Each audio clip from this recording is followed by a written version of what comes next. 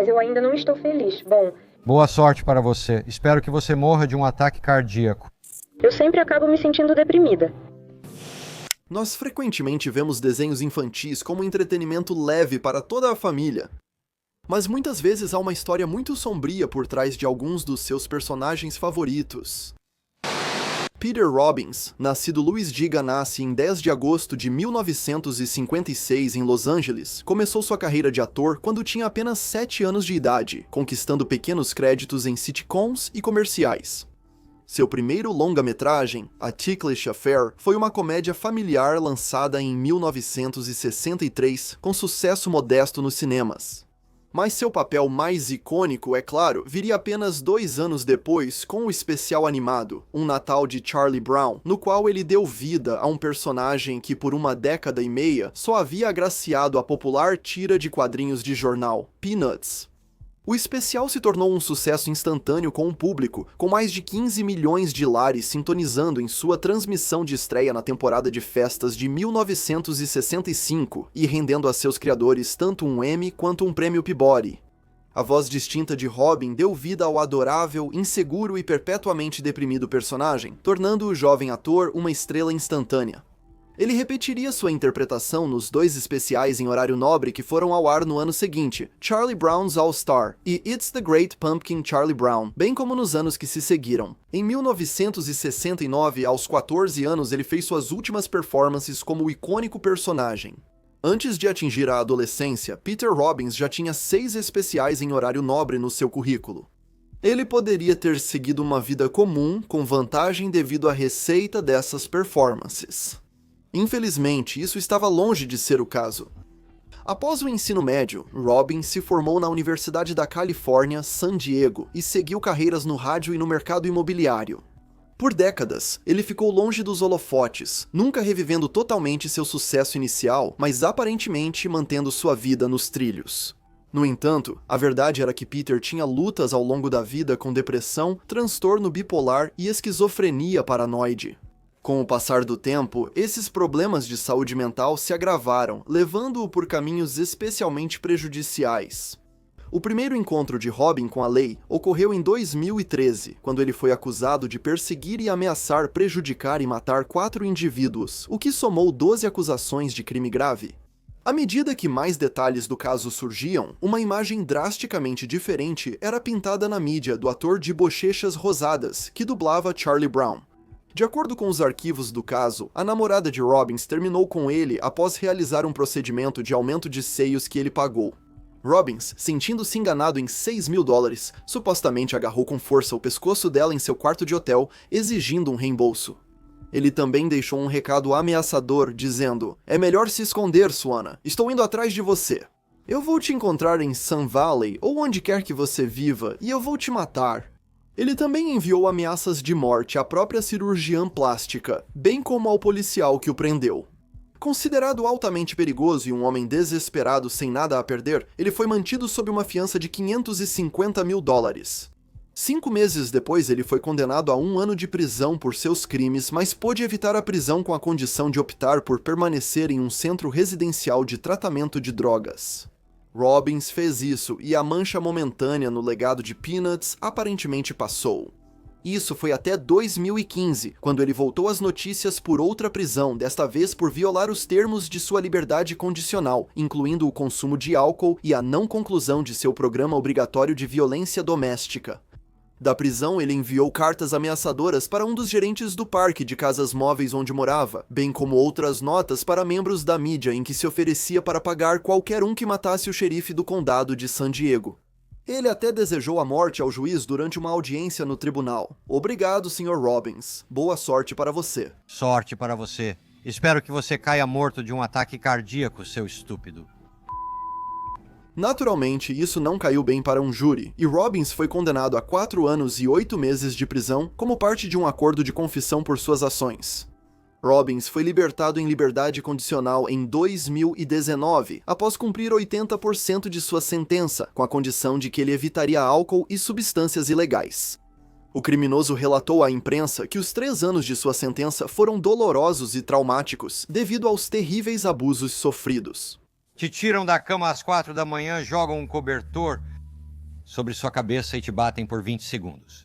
Ele também descreveu ser mantido em confinamento solitário por longos períodos de tempo, uma punição conhecida por causar danos psicológicos duradouros aos seus sujeitos.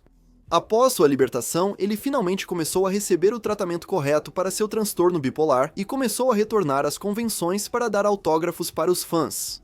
Durante esse período, ele aparentava ter se recuperado de seu momento difícil. O transtorno bipolar não tratado pode ser muito destrutivo e eu tive alguns surtos emocionais que lamento profundamente, ameaças criminais, e isso tudo está no retrovisor agora. Estou ansioso para ir a esta Comic Con. Depois vou para o Kentucky e estou escrevendo um livro chamado Confissões de um Cabeça de Bloco, que espero que seja um best-seller número 1. Isso é legal, eu amo. Finalmente, parecia que a história de Robbins teria um final feliz. Infelizmente, em 18 de janeiro de 2022, aos 65 anos, Peter Robbins tirou a própria vida. Nenhum detalhe de sua morte foi revelado ao público, além do fato de que foi auto-infligido. Charlie Brown representa os momentos em que todos nós nos sentimos para baixo. O criador de Peanuts, Charles M. Schulz, teve uma batalha vitalícia com a depressão que serviu de inspiração para as provações e tribulações diárias de Charlie Brown com o sentimento de mal-estar. A voz por trás do personagem enfrentou desafios mentais que descarrilaram sua vida a um grau extraordinário, dando uma nova dimensão aos amados especiais de Charlie Brown. Mas, infelizmente, não é o único exemplo de a vida de um ator mirim de dublagem terminar em tragédia. Judith Barsi nasceu em 6 de junho de 1978 em Los Angeles. A criança mostrou seu excepcional talento performático desde cedo, guiada por sua mãe, Maria, que tinha um amor pelo estrelato de Hollywood. Ela e o pai de Judith, Joseph Barsi, ambos imigraram da Hungria após a Revolução em todo o país de 1956 e se conheceram em um restaurante na Califórnia conhecido como ponto de encontro para imigrantes húngaros. Notando que ele pagava suas bebidas no bar com notas de $100, uma exibição impressionante para um refugiado recente, Maria o perseguiu, sentindo que ele poderia lhe dar segurança. Mas o que ela não sabia naquele momento era que esse homem era nada menos que um monstro, que um dia se tornaria a ruína de sua existência. A jovem Judith começou sua carreira aos 3 anos, da maneira mais clichê e mágica possível de Hollywood, sendo descoberta por cinegrafistas enquanto patinava, impressionados pelo seu tamanho diminuto e elegância no gelo. Eles a convidaram para participar do comercial que estavam filmando, e a partir desse ponto a carreira de Judith decolou. Ela apareceu em comerciais de grandes programas como The Twilight Zone e Cheers, e filmes como Olho do Tigre e Mandíbulas, A Vingança. Sua frequência na escola sofreu, mas a renda anual de quase 6 dígitos que a garota efervescente trazia para casa compensava sua ausência. Tudo parecia estar indo muito bem para a jovem futura estrela. No entanto, por trás das câmeras, ela e sua mãe sofriam inúmeros abusos de seu pai. Joseph Barsi trabalhava durante o dia como encanador, mas quando não estava no trabalho, passava seu tempo sendo um alcoólatra amargo com pavio curto. Sua infância foi dura e faminta. Ele cresceu como uma criança sem pais em uma área industrial grosseira. Socialmente ostracizado por sua falta de uma vida familiar forte em um país onde a estrutura familiar era considerada primordial, ele cresceu para ser excessivamente dominante sobre sua esposa e filha, mas sua conduta e estado de espírito como patriarca da família provaram ser dementes de mais maneiras do que uma. Relatos dizem que ele era profundamente inseguro, deprimido com a direção de sua vida e extraordinariamente possessivo com sua família.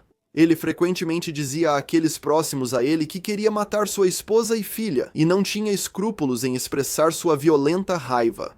Em dezembro de 1986, Maria denunciou seu marido à polícia, acusando-o de estrangulá-la, agredi-la no rosto e ameaçar matá-la. Mas quando a polícia não encontrou ferimentos evidentes, ela foi obrigada a desistir das acusações. Um exemplo de sua violência que alguém presenciou foi quando Judith estava no quintal brincando com uma pipa. Yoshef arrancou o brinquedo da mão de sua filha, e depois que ela protestou para que ele tivesse cuidado com ele, ele supostamente a chamou de mimada e esmagou a pipa em tantos pedaços quanto pôde. Certa vez, quando Judith e sua mãe se preparavam para viajar às Bahamas para filmar Jaws the Revenge, Yoshef ameaçou a filha com uma faca, dizendo que a encontraria e cortaria sua garganta caso decidissem não voltar para casa. Após as filmagens, eles visitaram Weldon, irmão de Maria e tio de Judith, em sua casa em Nova York.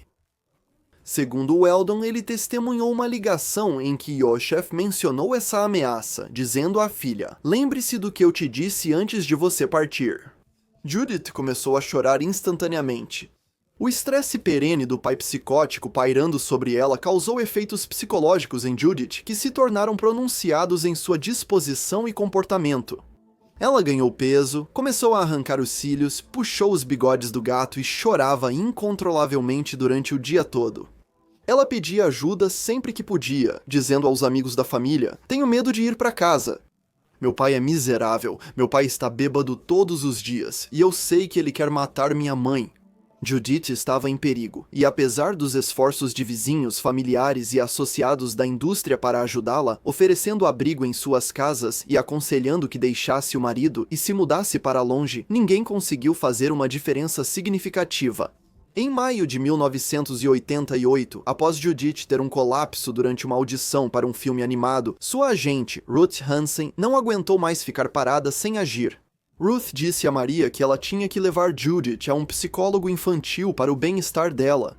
Maria acatou, e após uma visita, o psicólogo determinou que Judith estava sofrendo problemas mentais e emocionais verbais extremos e relatou o caso aos serviços infantis. Os detalhes exatos a partir deste ponto são obscuros, dada a confidencialidade do caso. Aqueles próximos à situação na época produziram duas narrativas diferentes descrevendo como as coisas aconteceram. Ray LaMotte, uma porta-voz dos serviços infantis, afirmou que Maria Barcy disse à agência que já tinha um plano de ação com o qual se sentia segura em andamento, que envolvia deixar o marido. Ruth disse que, segundo Maria, o departamento pouco a ajudou, deixando-a por conta própria para resolver as coisas. Em qualquer cenário, os funcionários do governo optaram por deixá-la levar adiante sem assistência, algo que eles lamentariam em pouco tempo. O plano de Maria envolvia se mudar para um apartamento em Panorama City, que ela alugou naquele mês. Ela passava seus dias lá com Judith, deixando a filha se adaptar ao que seria seu novo lar antes de retornar ao seu algoz à noite. Embora Ruth insistisse continuamente para que ela desse o passo final de se separar do marido e estabelecer uma nova vida longe dele, uma Maria incerta continuava adiando. Durante o mês de junho, ela argumentou que tinha que ficar no bairro para o aniversário de Judith. Quando julho chegou, ela argumentou que não queria perder a casa e os amigos que a carreira de Judith havia gerado. Se ela não tivesse hesitado tanto quanto hesitou e tivesse apenas encerrado as coisas quando Ruth a instou a fazer isso, é provável que o terrível evento que aconteceu a seguir nunca teria ocorrido. Mas, infelizmente, ela não o fez. Até hoje, não sabemos o que desencadeou Yoshef. Pode ter sido que ele descobriu os planos de sua esposa para se mudar oficialmente. Ele pode ter descoberto sobre a psicóloga infantil que Judith consultava. Pode ter sido que algo estalou no cérebro que estava à beira de quebrar por anos. Seja qual for a causa, na segunda-feira, 25 de julho, Judith não apareceu para o seu compromisso na Hanna-Barbera Productions. Quando Ruth ligou para a casa dos Barcy, Yoshef disse que um grande carro veio buscar ela e sua mãe para irem a San Diego. Em 28 de julho de 1988, um vizinho dos Barcy ouviu uma explosão na casa ao lado. Ele contaria depois ao Los Angeles Times que, ao correr para ligar para o 911, seu primeiro pensamento foi: ele realmente fez isso. Ele os matou e incendiou a casa exatamente como disse que faria. Um socorrista de emergência chegou. Eles encontraram a casa dos Barcy tomada pelas chamas. Ao correrem para dentro das chamas para resgatar os que estavam dentro, os bombeiros descobriram que os habitantes estavam além de qualquer salvação. Judith Barcy, sua mãe Maria e seu pai estavam todos mortos por ferimentos de bala.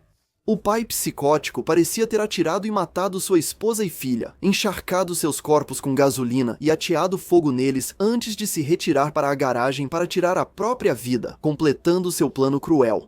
A data exata da morte do casal permanece desconhecida, podendo ter ocorrido na segunda-feira quando Ruth ligou ou na terça-feira seguinte. Menos de 5 meses após seu assassinato, a última performance de Judith em Busca do Vale Encantado, como Ducky, estreou nos cinemas, sendo recebida positivamente por milhões de espectadores. Ela trouxe uma mistura encantadora de curiosidade infantil e otimismo inabalável que contribuiu significativamente para o impacto emocional do filme. Tornou-se de longe o seu papel mais icônico. Eu também pescoço longo, vê? E eu tenho uma cauda longa como você. Judith foi tirada do mundo com apenas 10 anos de idade, com sua lápide lendo Yep, Yep, Yep, Yep, uma homenagem ao seu personagem mais notável. Uma homenagem comovente a uma vida e carreira interrompidas muito cedo.